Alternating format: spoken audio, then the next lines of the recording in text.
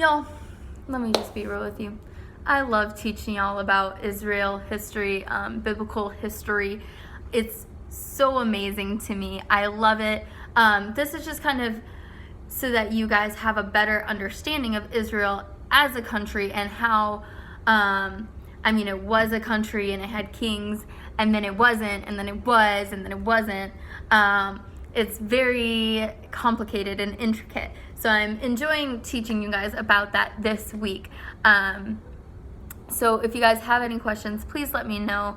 But this all relates again back to multicultural, so that you guys kind of understand the country that we've been preparing for this whole semester, okay?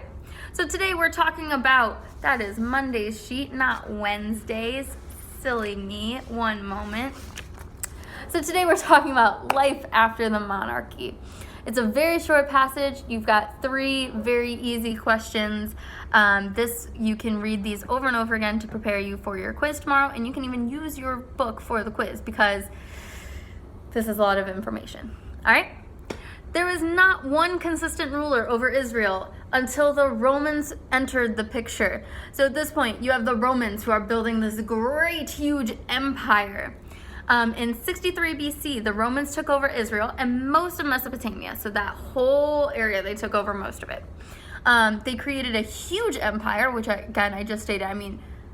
I kid you not. I took an entire history class on this.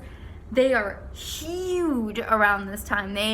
It was like the Britain of colonial times, but in biblical times. So if you guys remember, Britain had our colonies, they had people in Australia, they were just going all over the place and they were huge. And that's essentially what the Romans were doing. They were taking over lots and lots of different areas. They had a gigantic empire.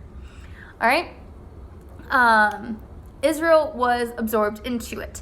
It wasn't until about 1948, so about 2,000 years later almost, that Israel gained back the land, and it had an ancient history and became its own self-run country, which is what we were kind of talking about. That's why we were studying ancient Israel, because even though they didn't have their own land for a long time, they were still a group of people, but up until recent history, they hadn't had land for a long time.